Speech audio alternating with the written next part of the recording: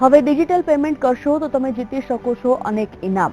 સરકારની 2 incentive scheme launch થઈ રહી છે, જે યોજના હેઠળ 25 ડિસેમ્બરથી 100 દિવસ સુધી 15,000 કસ્ટમર્સને અને વેપારીઓને ડિજિટલ પેમેન્ટનો ઉપયોગ કરવા પર અપાશે એવોર્ડ।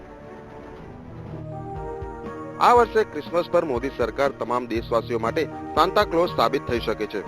નોટબંધીના નિર્ણય બાદ ડિજિટલ પેમેન્ટ કરનારાઓને ક્રિસમસ પર ગિફ્ટ મળી શકે છે। 25 ડિસેમ્બરથી મોદી સરકાર ડિજિટલ પેમેન્ટ્સને પ્રોત્સાહન આપવા 2 સ્કીમ લકી ગ્રાહક યોજના અને ડીજી ધન વ્યાપારી યોજનાને લોન્ચ કરશે। 25 ડિસેમ્બરથી આવતા 100 દિવસ સુધી લકી ગ્રાહક યોજના અંતર્ગત 15,000 કસ્ટમર્સને રોજનો 1,000 રૂપિયાનો એવોર્ડ આપવામાં આવશે। આ બાદ એપ્રિલમાં 1 કરોડના મેગા એવોર્ડનું એલાન પણ કરવામાં આવશે।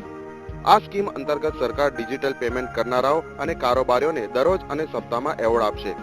આ 2 યોજના અંતર્ગત એક યોજના કસ્ટમર માટે, જે લકી ગ્રાહક યોજના, અને એક કારોબારીઓ માટે, જે ડિજિટલ ધન વ્યાપારી યોજના છે।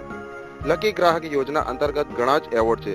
25 ડિસેમ્બરથી આગળના 100 દિવસ સુધી લકી ગ્રાહક યોજના અંતર્ગત 15,000 કસ્ટમર્સને રોજ 1,000 રૂપિયાનું ઇનામ અપાશે। આ સાથે 7,000 લોકોને વીકલી એવોર્ડ પણ આપવામાં આવશે, જેની મેક્સિમમ પ્રાઇસ 1 લાખ રૂપિયા સુધી રહેશે।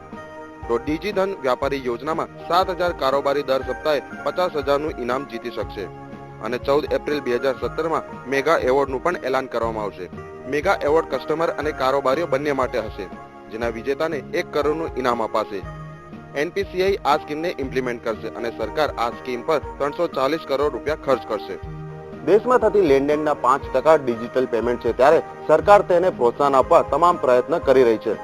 જનતા ડિજિટલ પેમેન્ટને દિલથી સ્વીકારે અને કેશ પર